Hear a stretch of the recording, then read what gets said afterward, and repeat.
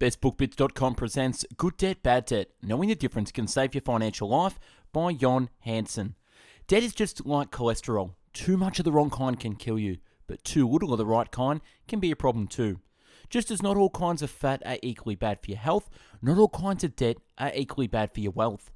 Hanson explores that debt takes more than your money. It takes your freedom, time, peace of mind, and opportunities.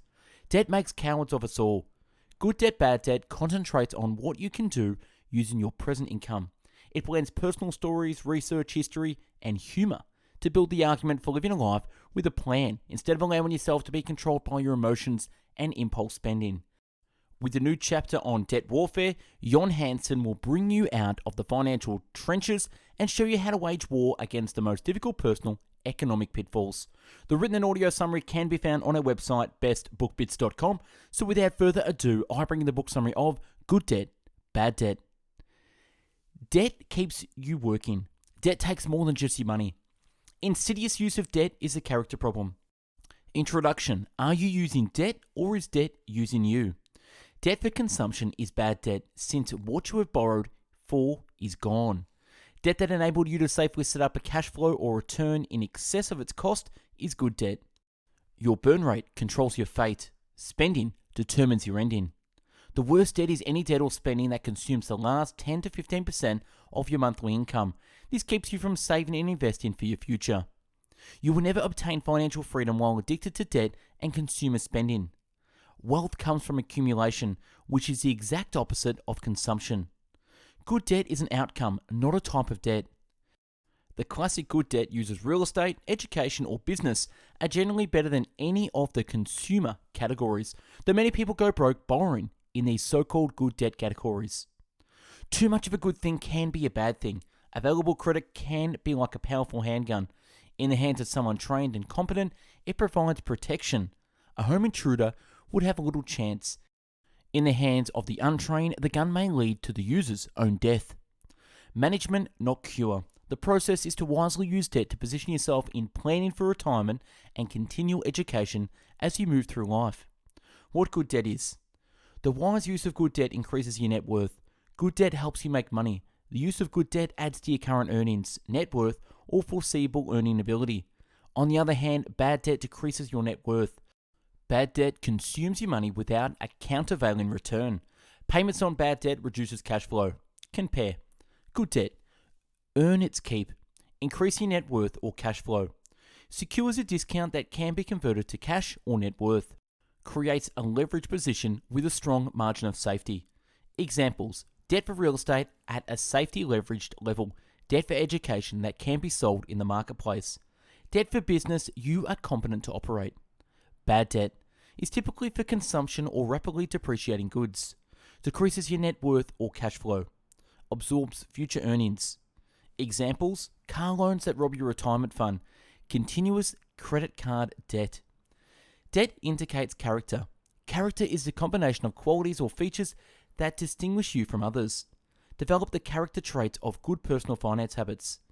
Character is the ability to follow through on a worthwhile objective, even after the emotion that was present when the objective was proposed is gone. Debt becomes a weapon that we unwittingly turn against ourselves. In The Millionaire Next Door, Thomas Stanley and William Danko discovered that the average self-made millionaires save or invest 15 to 20% of their disposable income. The past is the past, unless of course you still owe for it. Many can't start up the hill of financial freedom because they are carrying a backpack full of debt. Confused thinking causes confused spending. Money Magazine writes that recent studies by economists from New York University has found that a willingness to plan is closely linked to wealth accumulation. Income of almost any size, when strained through well-trained habits, can create wealth.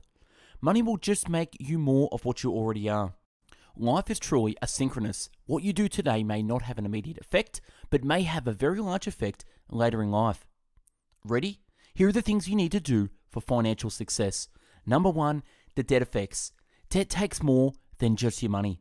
Number 2, manage emotions. Deflect media influence. Number 3, work from a plan. Monitor burn rate. 4, delay gratification. Track and tabulate expenses. Number 5, save and invest for the future. What if you live? Chapter 1, The Debt Effects, the invisible hand of debt. The culture of spend, spend, spend is necessarily created by the merchants to keep their coffers overflowing. It has been said that more than 60% of the economy is based on consumer spending, in part financed by consumer credit. For those who collect the money, this spending culture is rewarding. For those doing the spending, it is enslaving. For those doing the spending, it is enslaving. Not everyone has the moral or intellectual stamina to set into action a purposeful plan for the future. Yet only those who develop a plan and follow it will succeed. Those who live in a constant state of want become slaves to their own passions. Many go further, voluntarily putting on the shackles of debt, not only spending all they earn, but also borrowing into their future for today's excesses. When we use debt to acquire products or services, it is not really a payment for the product or service, but a claim on future earnings. In its early stages, debt causes no pain. On the contrary, the insidiousness of debt lies in the very fact that the use of debt gives its victims temporary pleasure. Debt, the equal opportunity enabler. Credit to the untrained appetite distorts reality. It provides the emotions with vast avenues to explore. Credit allows emotions to trump math, stretching our purchases far into the future and reducing the right now cost to a few dollars a month. Soon the emotion subsides and you are left with the reality of the math. Debt takes more than just your money. What holds us back from financial success? The most evident of my 4 debt effects: loss of cash flow. It is easy to see, the others may operate invisibly. Capital seeks opportunity to expand and grow, as it is good for the individual owner of the capital and the consumer. The 4 debt effects, the 4 thieves, or how the invisible hand operates. Always remember that debt takes more than just your money. There are 4 major debt effects. Number 1, loss of freedom. Number 2, loss of cash flow. Number 3, loss of time. And 4, loss of opportunities. Loss of freedom. Working while carrying a load of debt is like a prison work release program. You are released each day to work, but the balance of your time is spent in a mental prison. Many people never realize the drudgery of their lives. If we can agree that entry into this cycle is voluntary, then it would follow that leading this lifestyle is also voluntary. Having a job is like taking a mortgage out on your life. Unless you were born wealthy, you must arrange your escape from drudgery at an early age. Born without wealth, you're at least a part-time servant and are unable to do whatever you want. It is up to you whether you remain in this voluntary servitude or arrange your affairs to carry yourself to financial freedom. Many of us unknowingly choose servitude when we buy into this popular culture of you can have it all. You can when you have earned it. Spend the first 10 to 20 years of your working career saving and investing 15 to 20% of your income rather than choosing to spend 15 to 20% of your income to service bad consumer debt. If you begin now, you will earn and deserve your freedom. Financial freedom is a lack of necessary worry or concern about money. When you are debt-free, the real freedom is not just what you can do, but what you don't have to do. You are free from the invisible hand of debt. Loss of cash flow. If you are spending 15% of your income on bad debt, the first goal is to get down to 10%, then 5%, and eventually nearly zero. Do this while redirecting the cash flow from savings and investments, and eventually this fund alone can replace your job. This won't happen in a short time, but with diligence over 10 to 20 years, the results can be amazing. You must have capital to capitalize. You must have capital to capitalize. Many sacrifice their true passions to debt. Soon most of their money is allocated to reparations or repaying for past spending. Their passions dull into complacency and are soon forgotten. They lose simply by giving debt too large of a vote in their future. Remember, the past is the past unless of course you still owe for it. It is hard to move forward while paying backward. Loss of time. If you're in debt, you must be somewhere other than where you'd like to be. People who are deeply in debt, bad debt, they essentially have spent their time in advance. They are obligated to be at their jobs to repay their debts. They have spent their time in advance of its arriving. This is what I mean by the term mortgaging your life. Freedom from debt and time with family and friends have begun to edge out weight loss as a number 1 New Year's resolution. Many people desire free time more than additional money. Loss of opportunity. When you see a great opportunity for financial gain, it is unlikely that you'll be able to take advantage of it because you'll be financially unable to do so. The first rule of of all enterprise is to know a solid value when you see it. The second rule is to be able to act on the opportunity when it arises. Funds already spoken for must remain silent when opportunity knocks. For whom am I working? Many people work hard to have luxuries, only to become slaves to those luxuries. In The Art of Money Getting by P.T. Barnum wrote, "Debt robs a man of his self-respect and makes him almost despise himself." You may well ask, do I have my possessions or do they have me? The notion I don't make enough is more popular than the supremely accurate notion I have poor spending habits. Those choosing to live hand to mouth will always be financially inferior class compared to those who take time to plan, save, organize, and invest. Financial immaturity is the major reason that people do not plan for the future. Plan, plan, plan. It is up to you to plan, study, and seek a wise and prudent life. If you don't know how to become financially competent, you must ask until you do know. What a terrible cost silence imposes on ignorance. A Chinese proverb says, "He who asks a question is a fool for 5 minutes. He who does not ask is a fool forever." You are responsible for your choices. Recast your habits and you will change your life permanently. Soren Kierkegaard wrote, "Life can only be understood backwards, but it must be lived forwards." If you don't change the way you think and act now, your financial future will look pretty much as it does today. But if you take steps now, you can change the ending. Your biggest investment should be in your future. Your future is enriched by applied knowledge of your daily burn rate, retirement, education, reading and study. A definite purpose, a desire to have a certain future must be the center of your plan. It's easier to maintain the status quo than to strive for your dreams. Are you getting any rest being broke? For the most part, being poor is more tiring than treading the path to wealth, and the path to wealth is much less depressing. If you have a mind to improve your lot in life, keep in mind that inaction will wear you out. When you use debt to pay for something, it is not a payment in full, but merely a claim on your future time and earnings.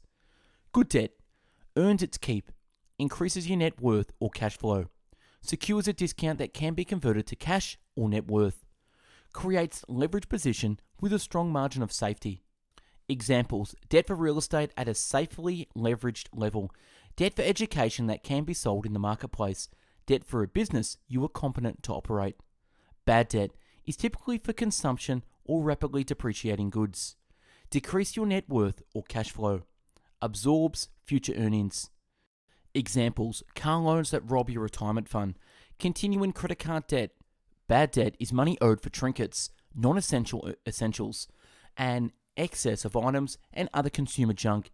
For example, a non-essential essential could involve paying $599 a month for a Lexus. Bad debt usually begins to pile up when we allow emotional spending or spending without regard to consequences. Without a spending plan in place and clear guidelines, we accumulate bad debt quickly. Plastic crack. Credit cards are the crack cocaine of the credit industry. The quick high or feeling of power from spending without earning is addictive. It's difficult to break. Carrying a credit card is like carrying a concealed weapon. In responsible hands, they benefit the owner. In the hands of the foolish, they are deadly. Coupled with unbridled emotion, credit cards can eviscerate any rational financial plan. Bad debt is further defined as spending for debt that reaches into the last 10 to 20% of your monthly or weekly income. What could you do with all that bad debt repayments you have made over the past 10 years? Paradebt. There is another category I call paradebt or almost debt. This is the cumulative effect of your non-essential monthly spending. Paradebt involves services like cable TV. There are voluntary monthly obligations that can be cancelled at any time. Realize that they are short-term debt. A debt is a debt. A debt is a debt is a debt. A bad debt can build up deposits in your cash flow arteries, and soon you have a financial stroke. Good debt. By definition, good debt builds wealth. You will have slower financial, could argue much safer growth. Good debt allows you to leverage your savings and increase your net worth through wise investments. Good debt is debt on assets that provide a cash flow exceeding the amount of debt service. Owning debt, not owing debt, is a way to become wealthy. Owning debt, not owing debt, is a way to become wealthy. Usually, if young adults are broke and confused, it's a sign that the parents are broke and confused or missing in action. In its early stages, debt causes no pain. On the contrary, the insidiousness of debt lies in the very fact that it gives its victims temporary pleasure. Sign and drive. No payments until next year. Easy payments. Chapter 2, Emotional Hostages. How do I get free from me? Without the sizzle, few steaks are sold. Most every bad debt decision starts wrapped in a warm glow of emotion. Emotions is a spoonful of sugar that helps you swallow a lot of things that aren't good for you. The main ingredient in all advertising is sugary emotion. Sizzle or sex appeal is the basis of most advertising. The implied message is the real message. It is not what you get, but what you think you get. What advertiser would dare to show the underbelly of the beast? Reality is a tough sale, and reality is not what they sell. Without emotional appeal, advertising would be pretty difficult. Clearly, the path past your reasoning is paved with juicy emotions. It seems that juicy emotions distract the blood flow away from your reasoning capacity. In most instances, advertisers must distract you from a plan that is better for you than what they are trying to get you to do. Your attention is easily gained when you are not on a mission. Either you edit what comes into your mind, or the media and advertisers do. Unless you were born very rich, to become wealthy, you must have a period of sacrifice. The type of sacrifice I'm talking about produces the great feeling you get when you promise yourself to do something and then you actually do it. This is a definition of resolve, promising yourself that you will do something and refusing to quit until it is finished. If you choose not to make a choice, you still have made a choice. It costs more to put on an appearance of wealth than to take the steps to actually become wealthy. Wealth is not instant. Delayed gratification is the proper prescription here. This is especially true when you count the cost of financing the appearance of wealth. No one is worthless. Anyone can at least be a good example. It's a lot easier to learn from some poor sap's experience than to volunteer for that tour of duty yourself. In a financial transaction, every unbridled emotion has an equal and opposite dulling effect on common sense. People give up on their assets to feed their egos. You are strong if you can conquer others. You are mighty if you can conquer the self. The battle for control of your emotions is with yourself. People become slaves to their own desires. Even when debt is not accruing, we may engage in spending. Promiscuous spending that we don't realize counts until later when we calculate the cost. These are the small amounts of spending we don't often account for. The $5 or $10 a day of petty cash leakage can add up to more than $500,000 over 20 or 30 years. McSpending can be anything from the $3.50 Starbucks coffee to expensive lunches, while our IRA or retirement account lags. When you notice that enough money has passed through your hands and that just 5 or 10% of it would by now have grown to a fortune, then you are ready to begin learning. The best lessons in life can be learned but not taught. Sadly, they can be ignored too. Being emotionally successful means knowing and applying fundamentals. Fundamentals are the principles that act in a consistent manner independent of your understanding, action, or inaction. The fundamental of compound interest will work for you or against you, regardless of your understanding. Money is no respecter of persons. It works equally for or against all who will give it employment. With consumer debt, aka bad debt, compound interest charges work against you. With prudent investments, compound interest will work for you. Compound interest, like gravity, operates either for or against you. Since you may implement only what you're aware of, your awareness will determine your level of success. Your awareness will determine your level of success. If we agree with the old adage that your attitude controls your altitude, then I hope you agree with me when I say that your awareness controls your possibilities. Fundamentals are principles that are time-tested and proved by common sense. They will endure beyond our lives and those of our descendants. You can explain away your word, but not your actions. Are your actions consistent with your words? This is a constant source of grief for many people. Can you daily reconcile your words with your actions? Seek wisdom, discipline, and discernment. Have you noticed that the word rationalize has the sound of rational lies? People lie mostly to themselves. They think someday, then I will, and other delusions. These are the mild sedation for the mind trying to ration lies to itself to explain away actions or inactions. Someday I'll, or I'll try is a cheap drug people use to excuse themselves from sincere effort. Brian Tracy says, I'll try is excusing failure in advance. Here are a few fundamentals for debt and emotion control. Number 1, get paper trained. When you think about decisions, always do it on paper. High emotions lower financial acuity. If it doesn't make sense on paper, it probably doesn't make sense in practice. Planning is often the highest return thing you can do. Number 2, learn to discern when emotions are swaying your decision-making ability. Number 3, think of rationalize as rational lies. Who are you lying to? Probably yourself. Number 4, be consistent. Keep your actions consistent with your words. Improve your words and actions. Number 5, self-select. Set your priorities and purpose, or someone else will set them for you. You must self-select or take leftovers. Be careful what you wish for. Many work to acquire luxuries and then become slaves to those luxuries. We are born free, yet entrap ourselves in a web of debt and time obligations that make us voluntary slaves, or at least pitiful employees of our creditors.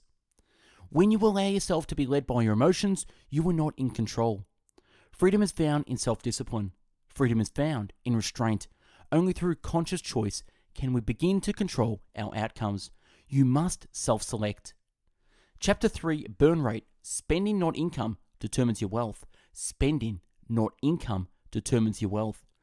Just as work tends to expand to the time allotted, spending without restraint expands to the amount of money available, or even beyond. It is hard to see spending as a problem while all your existing needs and many desires are being met. Truly, we can't see the problem for the solution. The tendency to confuse income with wealth is near an epidemic level among Americans. Income is like a moving river. Wealth is like a lake or reservoir.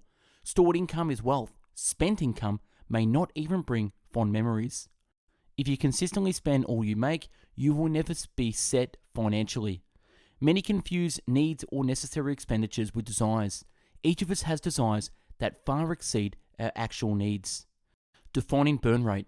Your burn rate is the actual amount of money you spend each month to stay in the same place, your status quo. This includes all fixed cost of living and the impulse buying you do now and then. Your burn rate is the sum total of your financial obligations, plus spending on food, shelter, and any extravagance. Simply said, burn rate is all the money spent that does not increase your wealth. Burn rate is what is consumed and gone forever. Taxes are the major part of your burn rate, together with food, shelter, and transportation. Meet LERI. You could also think of your burn rate as your fixed cost of existence. Only the portion of the income in excess of your burn rate can be available to build wealth or attain freedom from toil. There is no secret to becoming wealthy. You must lower your burn rate or increase your income. Lower your burn rate or increase the income, preferably both. This is easy to remember as the acronym LERI, lower expenses or raise income. You must take the difference between burn rate and income and invest it wisely. It is only the portion of your income above the burn rate that is available for wealth building or retirement. As your income rises, resist the temptation to ratchet up your lifestyle. We are all given free will, before debt, to choose where our resources will be spent. Once we have debt and large monthly expenses, the four debt effects begin to rule. We experience loss of freedom, loss of cash flow, loss of time, and loss of opportunities.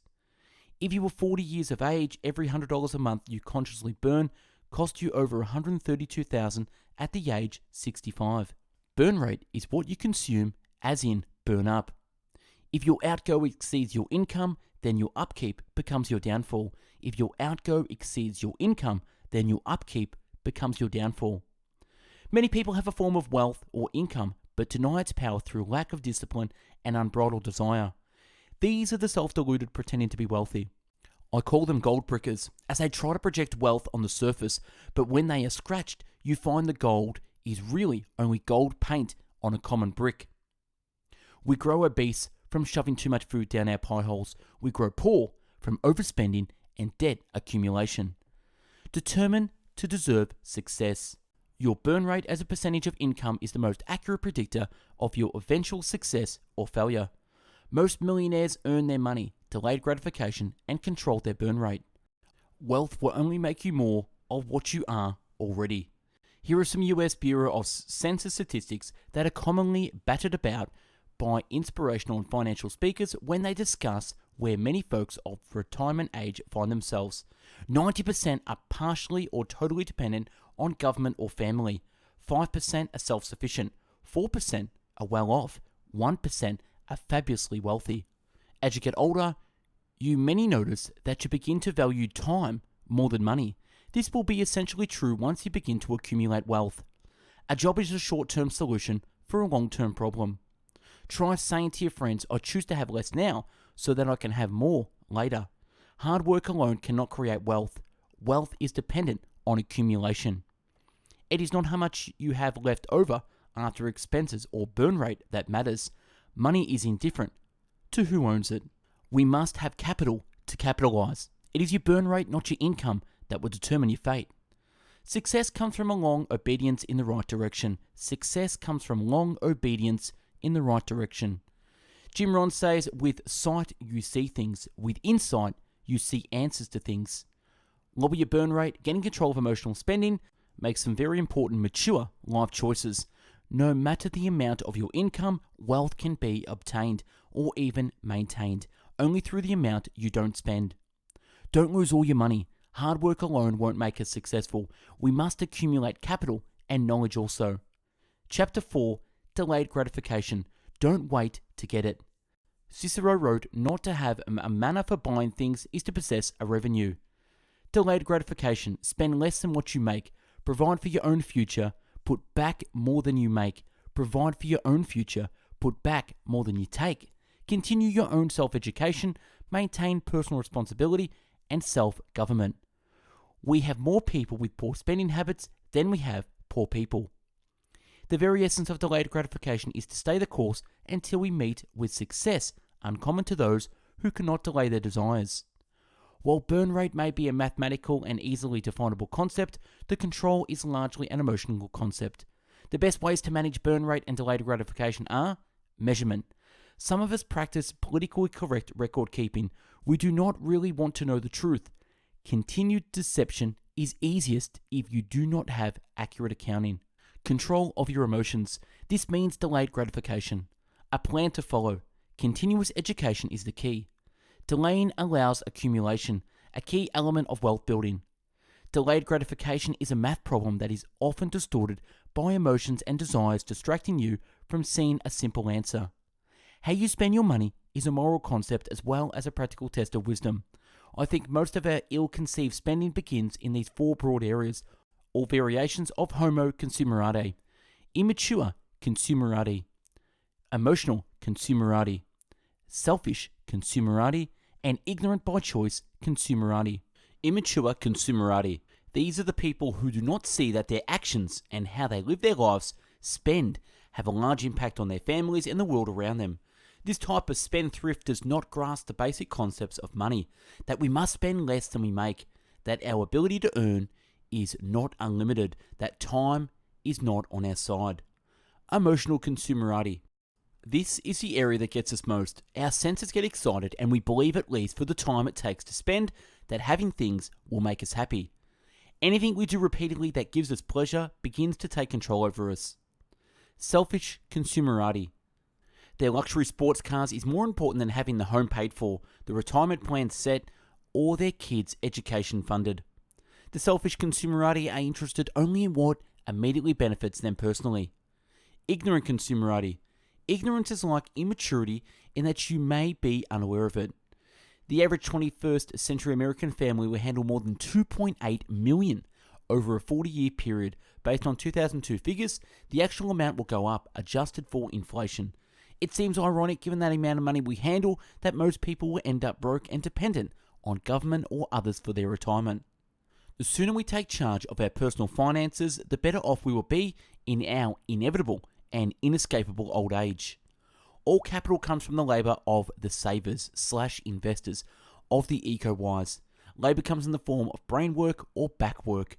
Capital comes from labour, and stored labour is capital: stocks, bonds, notes, and mortgages, real estate, and cash savings.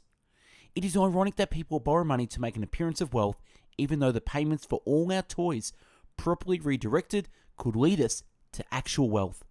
With easy credit, we begin to train an unnatural appetite that can lead us down the path to slavery.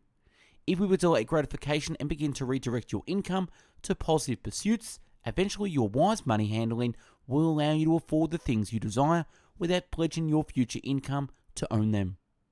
This is classic consumerati move. Make sure you're always heading uphill, pulling a wagon full of debt. The consumerati are very concerned with keeping up appearances. The consumerati deceive themselves into thinking that things will make them happy, but what they find are only pleasures as shallow as the moment and despair as long as the payments. You choose to deceive yourself. You choose to deceive yourself, to tell yourself that you will take care of your future later. Later is sooner than you think. The ancestors of the haves and have-nots are the dids and did-nots, respectively. Discipline delayed is discipline denied. While we wait to develop good habits, the poor habits become stronger and far less likely to ever be replaced. Pay as you go. Statistically, only 3 to 5% of the population will retire without being at least somewhat dependent on others. The reason that people do not retire wealthy usually has little to do with a lack of income or monster salary, and has everything to do with their spending habits. Perhaps we should not follow the lead of the 25% that are heading for failure. Spend less than you make. I agree with Ben Franklin's words. It is the eyes of others and not our own eyes which ruin us. We live in fear of what the Joneses will say. Many retire with little or nothing to show for the years of toil, except junk and worn-out trinkets. A wonderful life awaits those who rise above what others think. The consumerati, they consume all they have and mortgage their futures by borrowing all they can.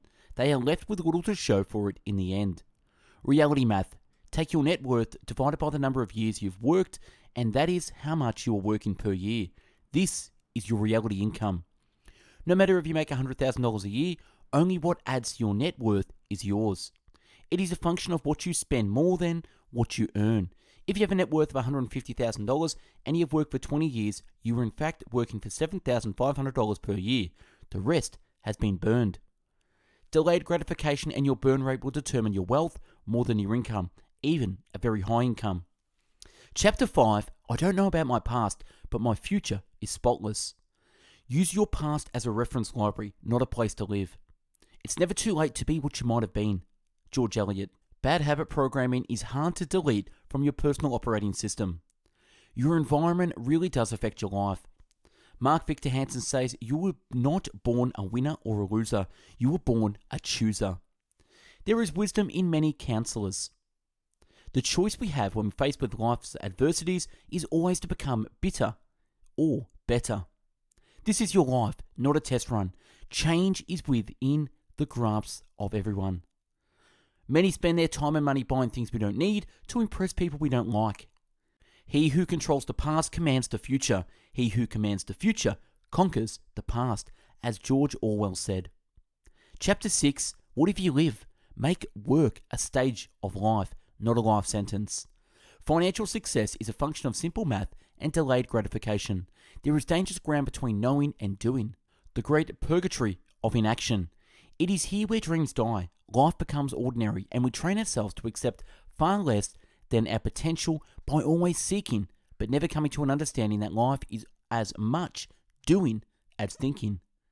If you wish to control your financial life, start soon on your investment plan, not later. At the beginning of every spending situation, they ask, does this take me nearer or further away from my goals?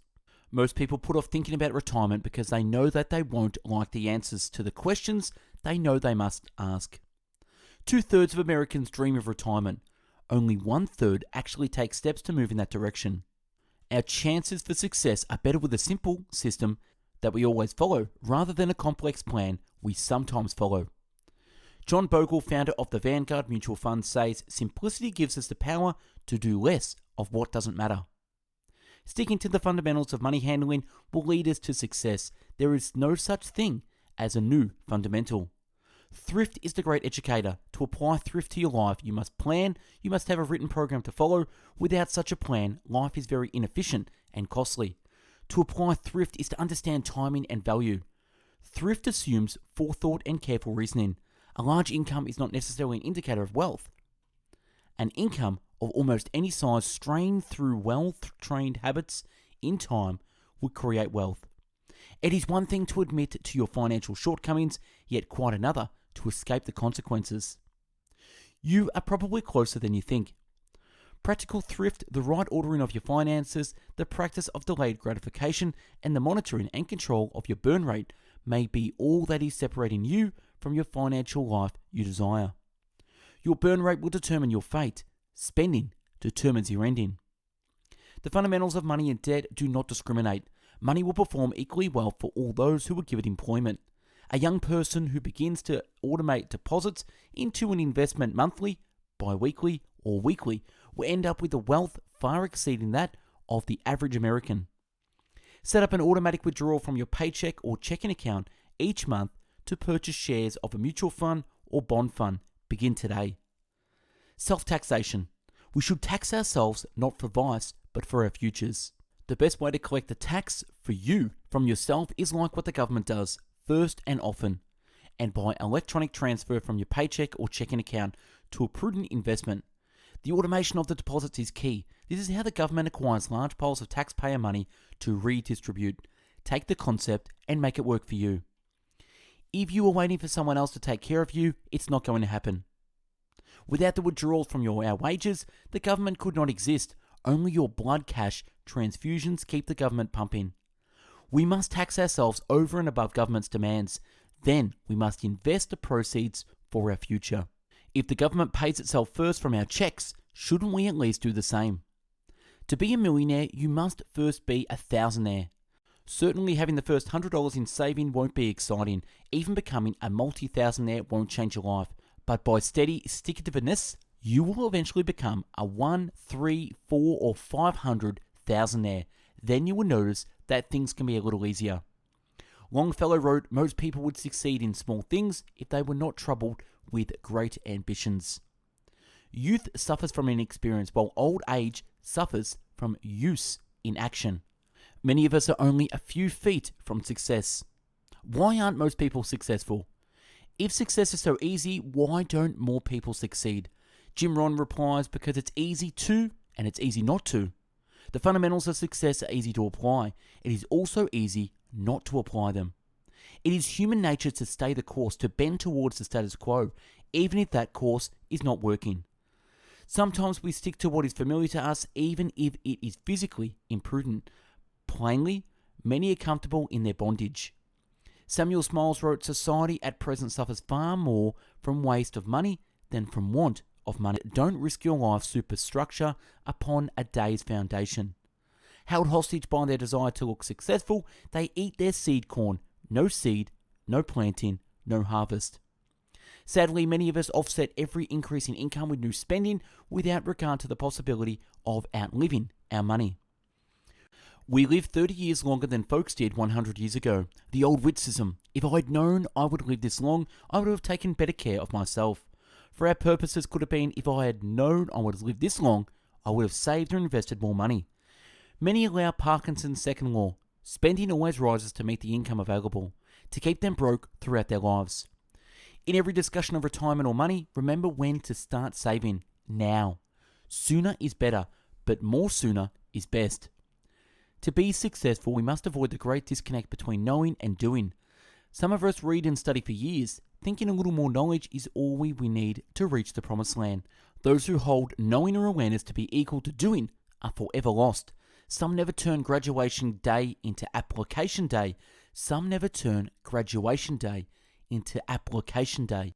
When we apply what we have learned. One talent fully developed is worth more than 10 talents on a shelf, says Martin. There are no secrets to wealth and happiness. The answers lie in a few fundamentals: discipline, deferral, and discernment, chief among them. The best situation to find work you love and can make money at, and fix your consumption to fit your income.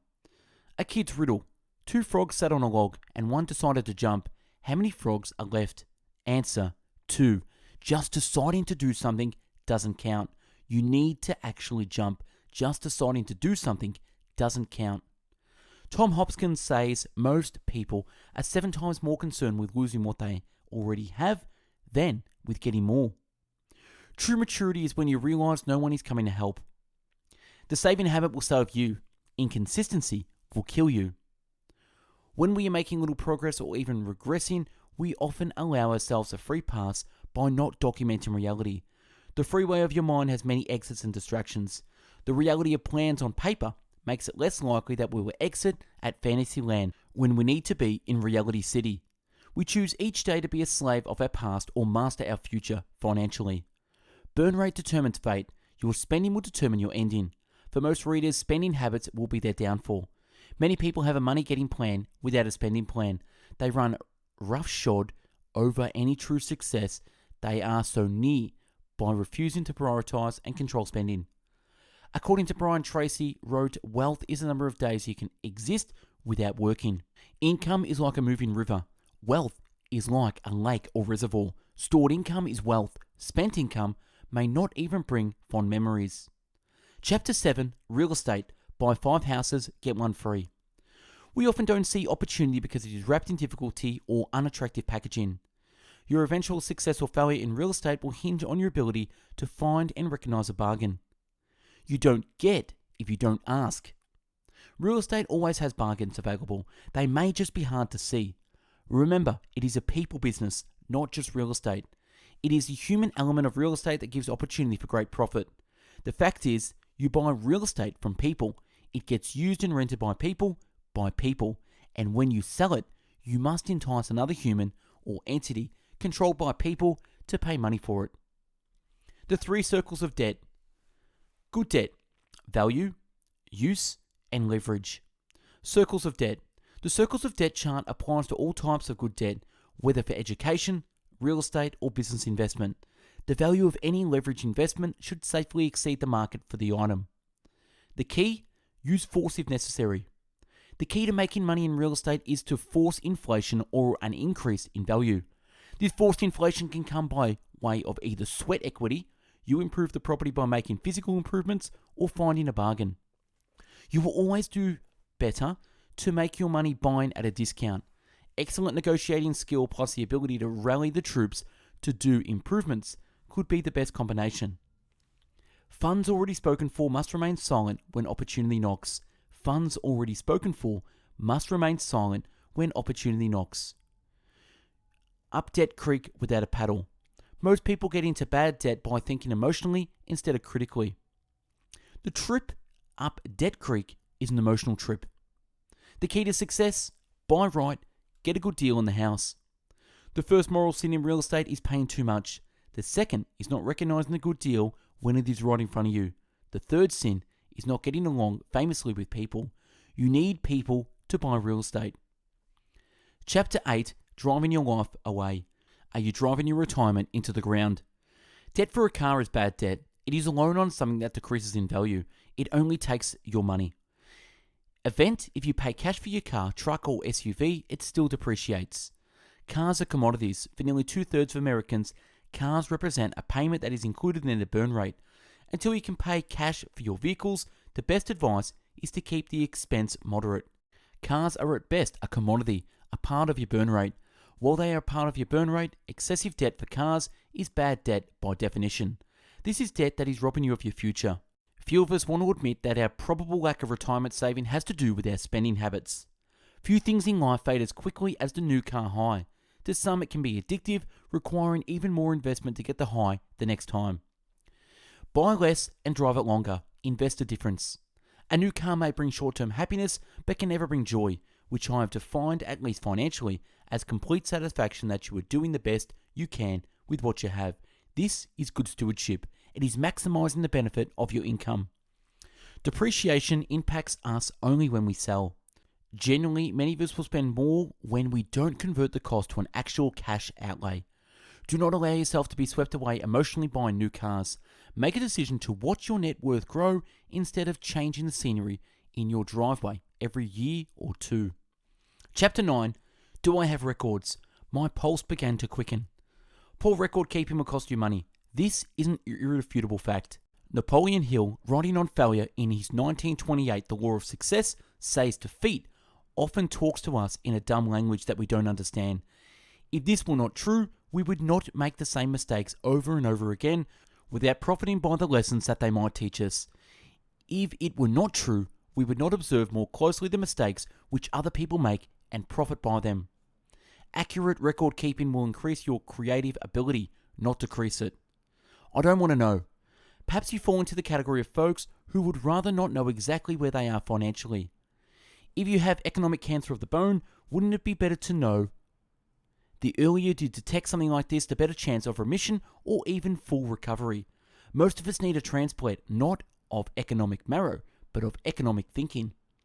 Denial or delusion is not only unhealthy, it can be financially devastating.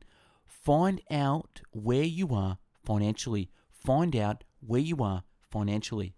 If you make $48,000 a year and are able to invest $5,000 a year, you are far better off than the Dr. Lotus Bucks making $273,000 a year and saving or investing nothing.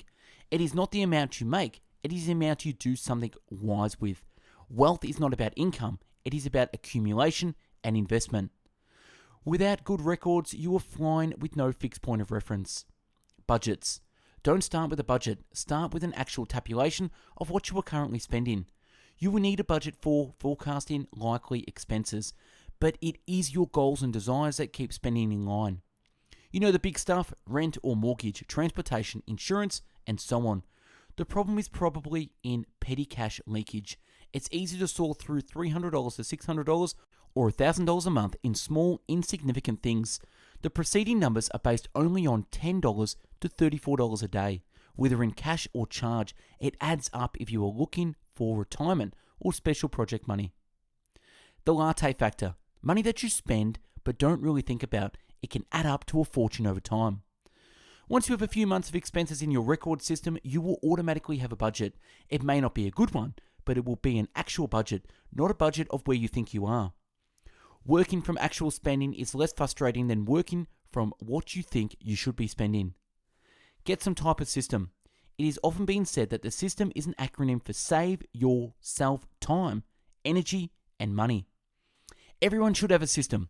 Whatever your system is, make sure it can catch everything down to the quarter you flip into the bum's hat. Tabulation beats speculation as to where the money went. Only with accurate accounting can you safely increase and monitor your net worth and cash flow. Your core desire to be successful will outlast and outperform any budget or list of goals you make. When you know why, how, and what your success will mean to you, this is your most powerful tool. Your why must be bigger than your how. Chapter 10, You Married Who? The Ultimate Good Debt. Maybe. Marriage may make or mar your entire life. It can build you up or tear you down. It can ennoble every phase of your character, or it can make you a cringing failure. It is perilous a mistake that so many men or women receive any sort of correct instruction about the problems of a married life. A good marriage adds to your life, much like good debt. An ill-conceived marriage, much like bad debt, may drain your emotions daily. Just as your financial statements may be improved, so may your marriage balance sheet. Marriage has a cost in both time and resources.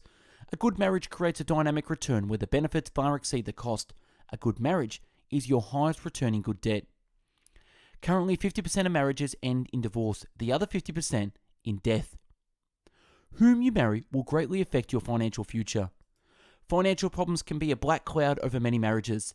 How a husband and wife handle their finances is not only a test of character in their marriage, but a very practical one. Marriage counselors tell us that the number one cause of conflict in marriage, even more than issues of personality and kindness, is finances. An often quoted statistic says that more than 80% of divorces are a direct result of financial difficulties. 85% of the satisfaction you ever know comes from your relationships with others, and the relationship with your spouse is key. 19th century advice not to be ignored. If you always do common things, you will always have a common life. If you always do common things, you will have a common life. When dating, men and women alike display themselves in the showroom, where everything is quite lovely.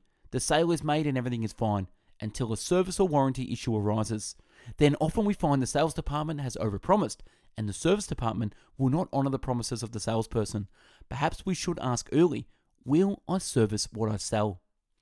A financially healthy marriage will encourage open discussion of spending, saving, investing, borrowing, tax planning, bequeathing, and charitable giving. Chapter 11. Debt warfare. When push comes to shove. Save or pay off first. The question always arises, should I save and then pay off debt, or just go all out on debt and then save? The first thing I recommend is to pay off credit cards and then put them in a drawer and leave them alone. Common sense and principal reduction.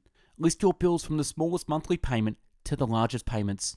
List of payments: Visa, MasterCard, cable TV, clothing charge, car, student loans, SUV, house. List your bills from the smallest balance to the largest.